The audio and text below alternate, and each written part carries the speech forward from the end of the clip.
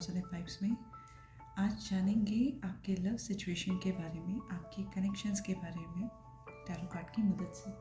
सबसे पहले देख लेते हैं किस तरीके की करंट सिचुएशन है आपकी लव लाइफ में।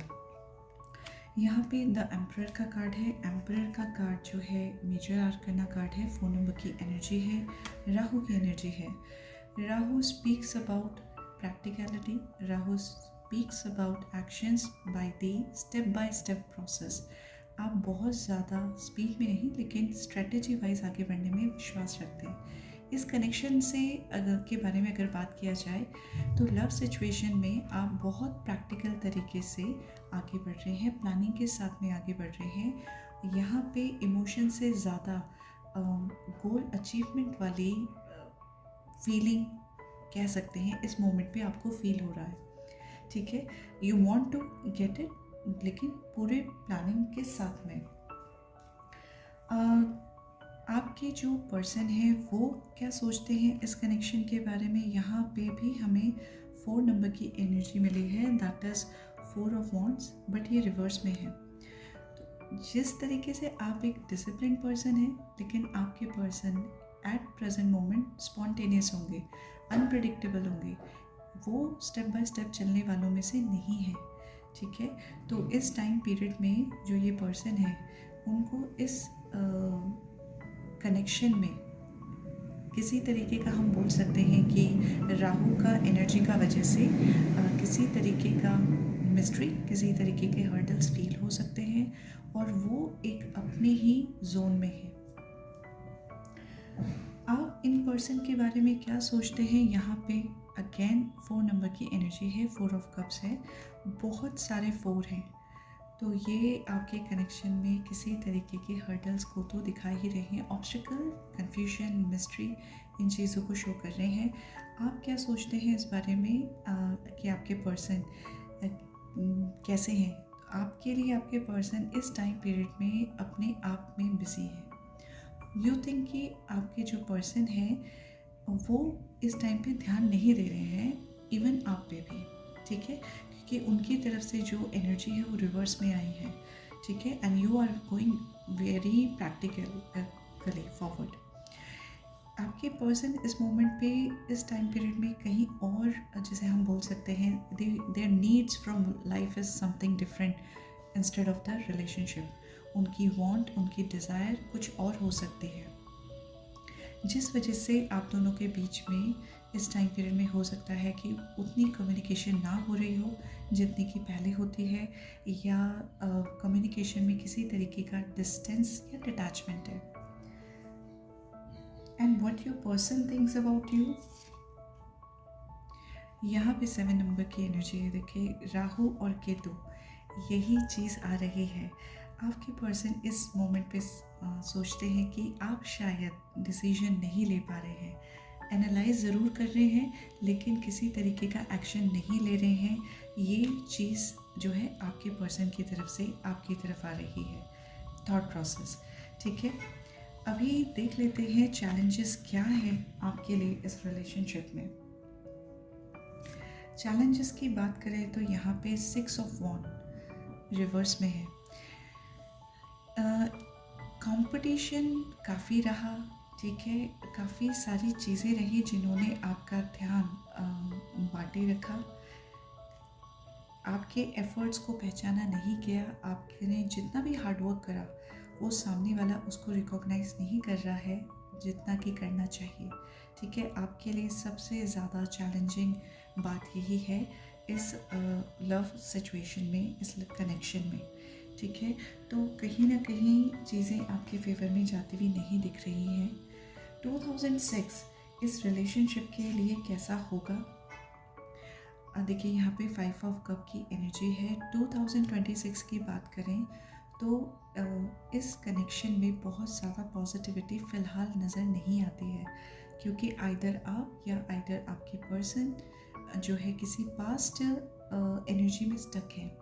ठीक है, कुछ चीज़ें आप लोगों के बीच में अनस्पोकन हैं जिन्हें रिजॉल्व करना ज़रूरी है, और आप दोनों में से कोई भी पर्सन, एक पर्सन भी हो सकता है या दोनों ही हो सकते हैं, कुछ ग्रजेस अपने मन में लेकर के चल रहे हैं, बिल्कुल ही हैप्पी जोन में तो नहीं है इस टाइम पीरियड में। गाइडेंस क्या है आपके लिए? ये 7 ऑफ वॉन्ड्स जो है रिवर्स में है। गाइडेंस के तौर पे अगर कहा जाए तो फ़िलहाल आप स्टैंड लेते लेते भी थक चुके हैं। अभी गाइडेंस यही है कि फ़िलहाल जो है आपको थोड़ा सा अपने आप को रुकना चाहिए, ठीक है। अभी आपको अपने ऊपर काम करना चाहिए इंस्टेड ऑफ स्टैंडिंग अलोन,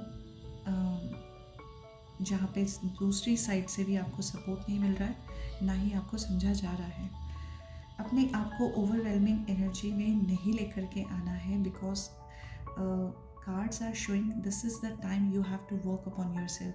वॉन्ड की एनर्जी एक्शंस की एनर्जी है, और यहाँ पे आप अकेले हैं।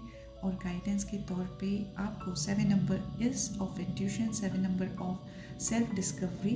तो नीड है आपको सेल्फ डिस्कवरी की instead of standing alone. If we speak about कि आपके जो हायर सेल्फ है वो आपसे इस सिचुएशन के लिए क्या कहना चाहता है, what your higher self wants to tell you for this situation. देखिए फिर से चीज़ आई है जो इससे पहले कार्ड में आया था 7 ऑफ वॉन्ड के लिए, कि आपका फोकस अभी फ़िलहाल अपने पे होना चाहिए, सेल्फ डिस्कवरी पे होना चाहिए। हायर सेल्फ से भी आपके लिए यही मैसेज है, value, focus on things of value. इस टाइम पीरियड में शायद आप अपने से ज़्यादा वैल्यू सामने वाले को दे रहे हैं, जहाँ से आपको इक्वल रिस्पॉन्स नहीं मिल रहा है। व्हाट एल्स, क्या गाइडेंस है इस कनेक्शन के लिए? ओके, देखिए गाइडेंस में मांगा है जब, तो वहाँ पे कनेक्शन का कार्ड ही आया है, and your connection is eternal and unbreakable. तो ये कनेक्शन जो है अनब्रेकेबल है, लेकिन फ़िलहाल चीज़ें जो हैं आपके फेवर में तो नहीं है। और नीड जो है गाइडेंस के तौर पे यही है कि आपका फोकस अभी फ़िलहाल अपने ऊपर होना चाहिए। तो फ्यूचर में जाकर के चीज़ें सही हो सकती हैं आप दोनों के बीच में। That would be depending upon energies किस तरीके से चैनलाइज होती हैं, किस तरीके से आगे बढ़ती हैं। बात करते हैं, अगर आपके पर्सन आपसे कुछ कहना चाहते हैं तो what would be the message for you,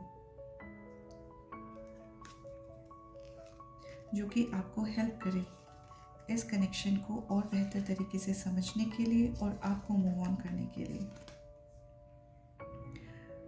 okay, पहला चीज़ जो है कार्ड्स में, tears, when I think about you I cry, I am leaving. I'm ready to leave a situation or mindset that has not served me and hindered my growth. Run away. Would you pack up a bag and meet me in Hawaii? I just want to get away from the world and be alone with you. Others' opinion. I feel bound by my culture, my family, believe on how I should live my life. I'm working towards breaking free from limiting myself based on their beliefs. These are the message from your person. आपके लिए फ़िलहाल जिस तरीके की situation है उसमें क्या surrender energy में आपको आना चाहिए, वो चीज़ देख लेते हैं। That would help you to understand the situation with better clarity.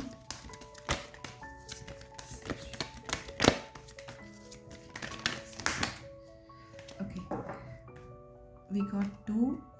Okay. देखिए फिलहाल क्या चीज़ सबसे ऊपर आया, surrender and healthy relationship. Let go of relationship that don't serve you, including unavailable or toxic people. You deserve to be treasured by others and to be surrounded by positive people. सारी की सारी reading इसी चीज़ पे आ रही है कि कहीं ना कहीं एक ज़िद्दी अप्रोच है आपका, राइट फ्रॉम द एम्परर, जो हमारी रीडिंग के स्टार्ट में आया था। फ़िलहाल जो है यहाँ पे आपके लिए वो बिल्कुल भी हेल्दी नहीं है, और आपको अनहेल्दी रिलेशनशिप या वो रिलेशनशिप जो आप पे अटेंशन नहीं दे रहे हैं, आप पे उतना ध्यान नहीं दे रहे हैं, इक्वल गिव एंड टेक नहीं हो रहा है, उसको पीछे छोड़ना, उसको लेट गो करना ही आपके लिए सबसे ज़्यादा फ़ायदेमंद है आपके पर्सनल ग्रोथ के लिए, आपके सराउंडिंग्स के लिए और उन लोगों के लिए जो आपसे जुड़े हुए हैं। Surrender stubbornness. If you are tensing up or taking a rigid stance about something, gently observe yourself and become more yielding. This will help you communicate more lovingly with others and yourself. बहुत ही clear cut message है इस time period में आपके लिए, जिसे आप जो है मानते हैं तो आपके लिए फ्यूचर ब्राइट रहेगा। ये मोमेंट है आपको खुद के ऊपर फोकस करने के लिए, ये मोमेंट है अपने आप को पर्सनली ग्रो करने के लिए, be it's your personal side और प्रोफेशनल साइड और स्पिरिचुअल साइड। आई होप आपको आपका गाइडेंस मिला हो and the major crux of this reading is love yourself, heal yourself, take time for yourself. अपने आप को प्यार करें, वही इस समय की मांग है फिलहाल। All the very best. Thank you. God bless you.